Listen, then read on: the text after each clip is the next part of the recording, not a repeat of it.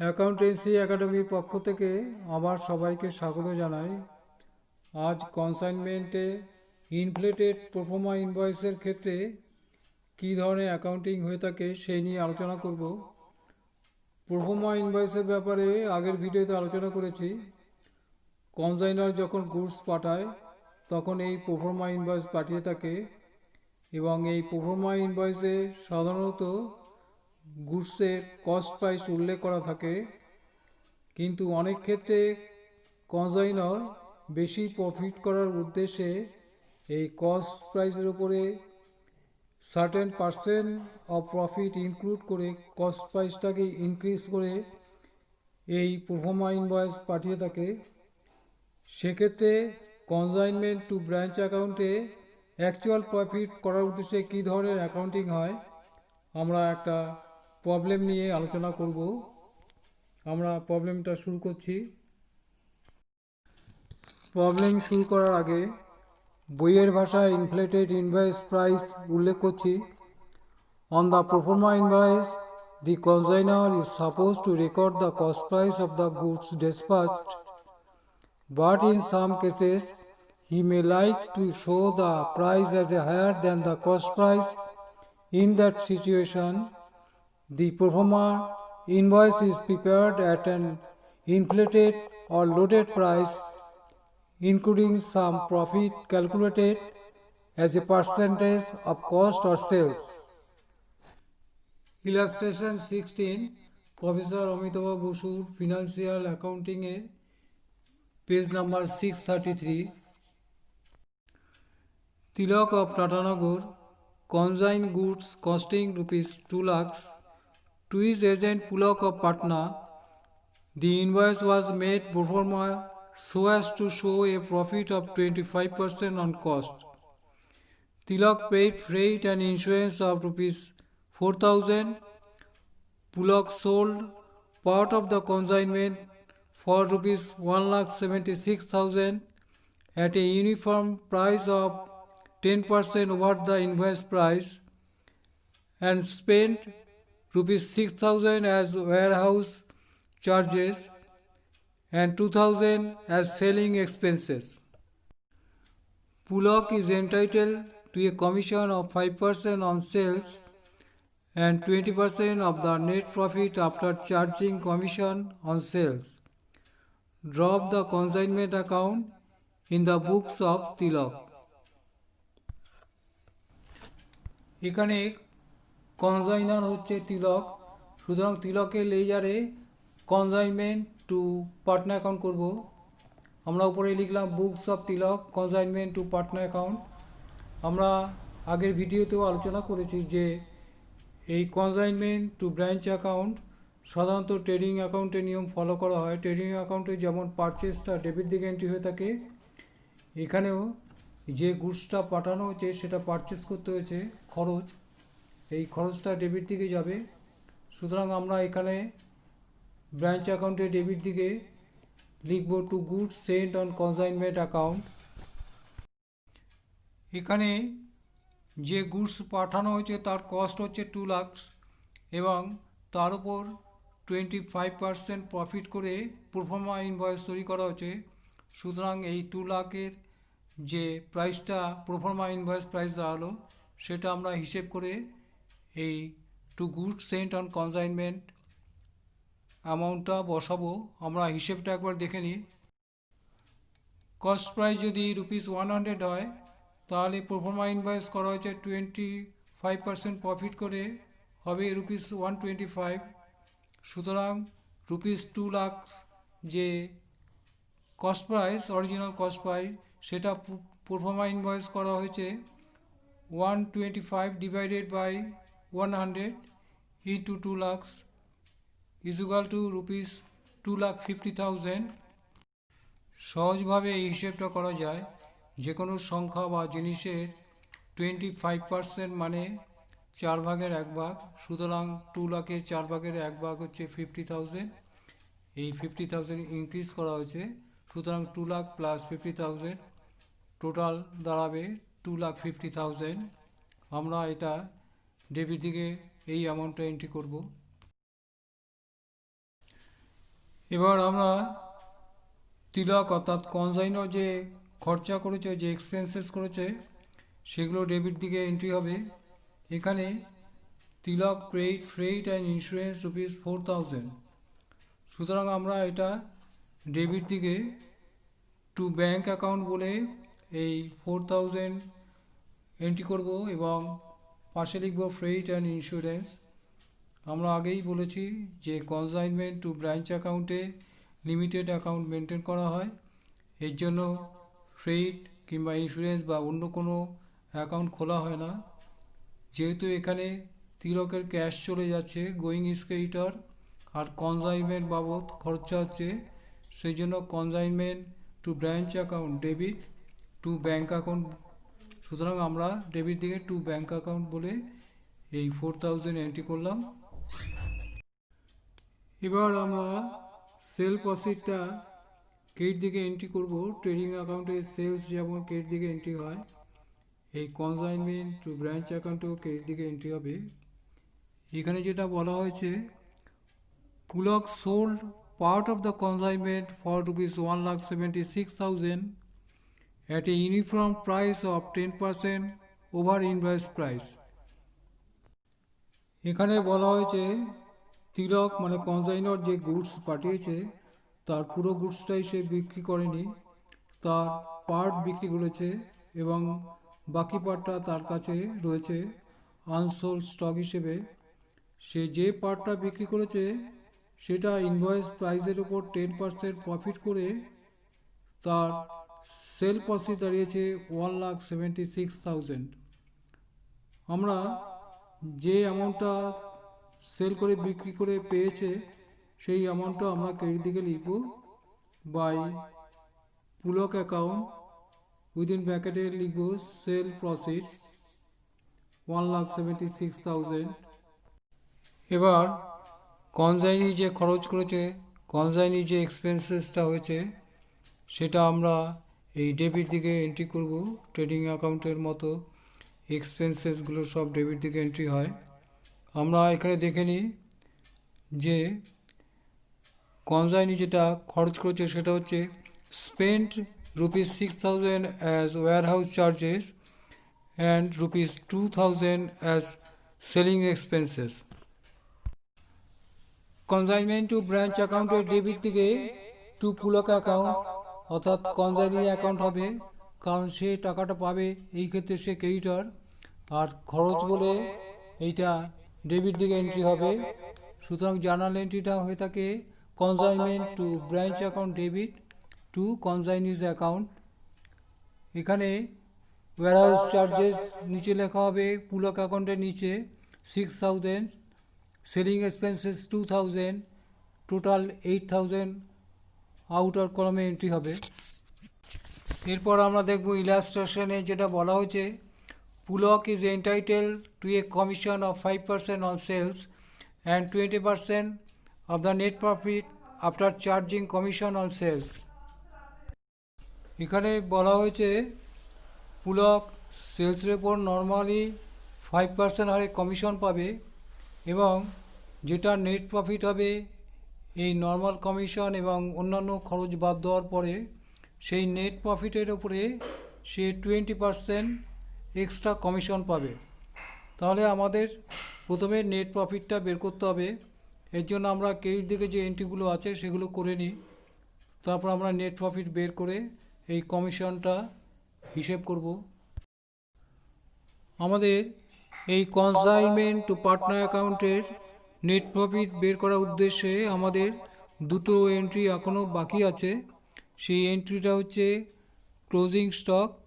এই ক্লোজিং স্টকের ব্যাপারটা আগের ভিডিওতেও আলোচনা করেছি, কিন্তু এই ক্ষেত্রে যেটা নতুন প্রবলেম আছে সেটা হচ্ছে এই যে ইনফ্লেটেড প্রাইসে যে গুডস পাঠানো হয়েছিল 25% ইনক্রিজ করে প্রোফর্মা ইনভয়েস তৈরি করা হয়েছিল, সেটা গুডসের অ্যাকচুয়াল কস্ট নয়।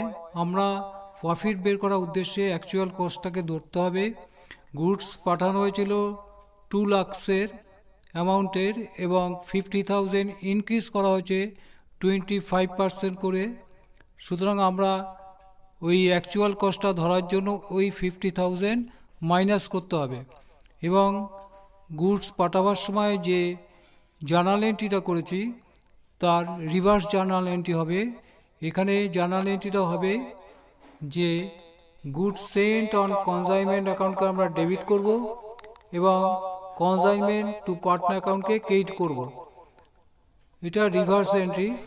আগে গুডস পাঠাবার সময় যে জার্নাল এন্ট্রিটা করেছিলাম, গুডস সেন্ট অন কনসাইনমেন্ট অ্যাকাউন্টকে ক্রেডিট করেছিলাম, এবার ডেবিট হবে। পাটনা ব্রাঞ্চকে আমরা ডেবিট করেছিলাম, এবার পাটনা ব্রাঞ্চকে আমরা ক্রেডিট করব।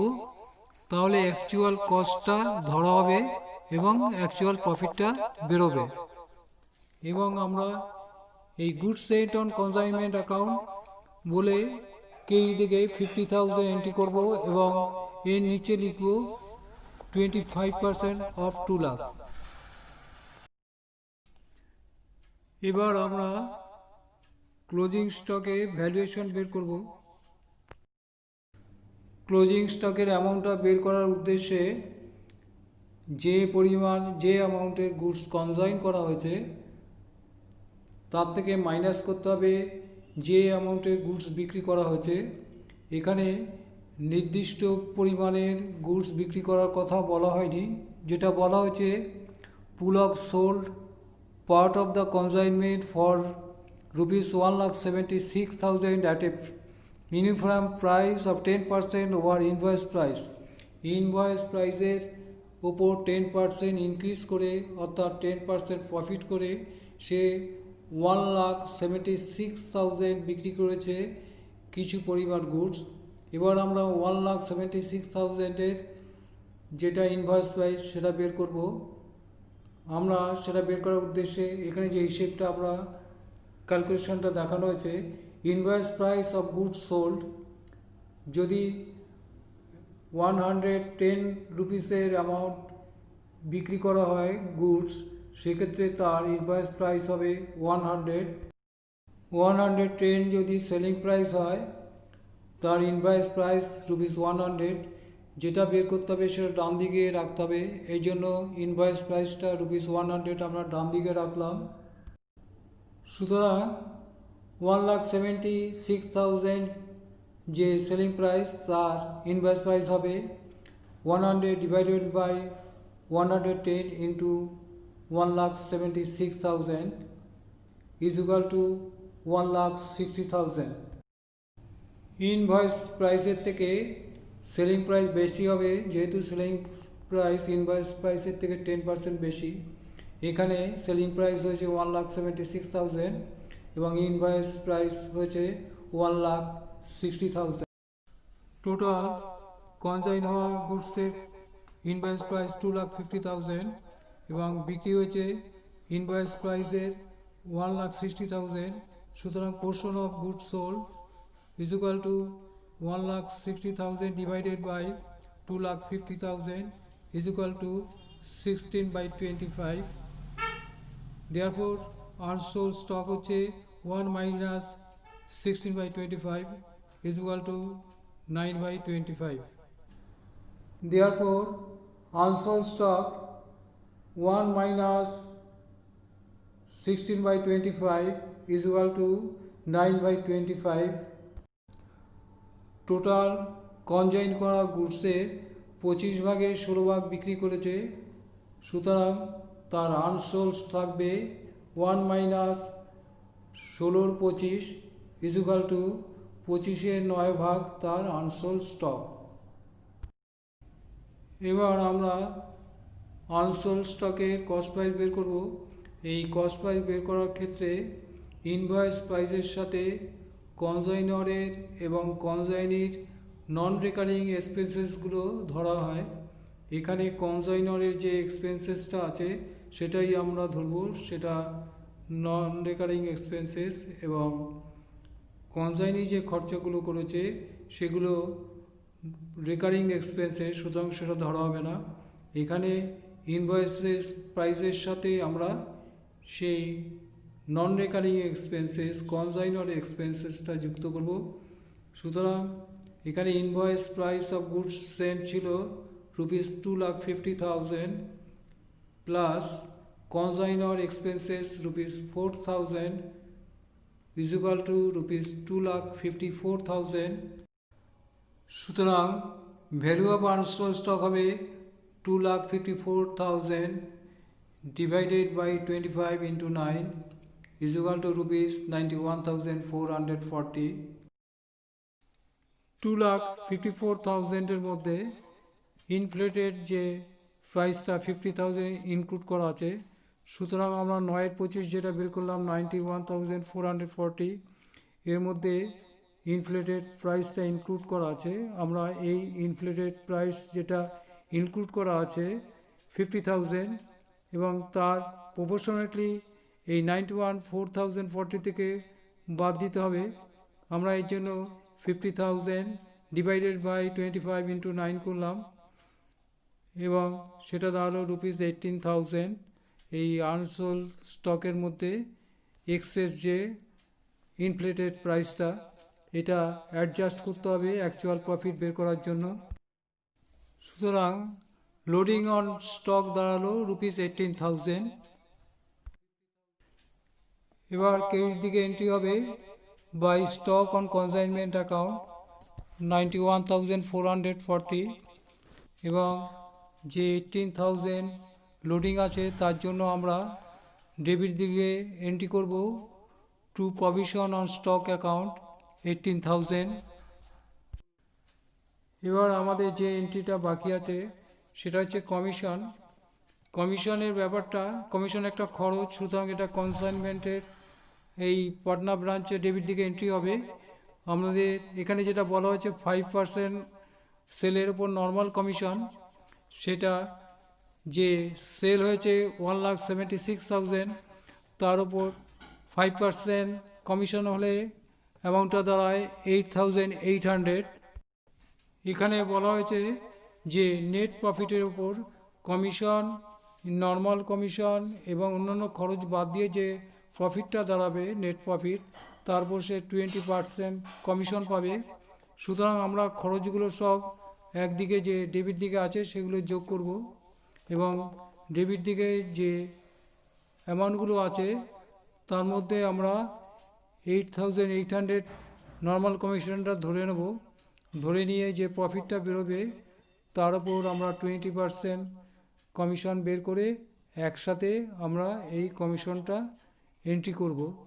আমরা 8,800টা আমরা রাফলি ধরে নিয়ে এই অ্যামাউন্টটা যোগ দেবো। যোগ দেওয়ার পরে যে ডিফারেন্স হবে সেই ডিফারেন্সটা প্রফিট বের করে তারপর 20% করে আমরা ফাইনালি কমিশন অ্যাকাউন্টটা এন্ট্রি করব।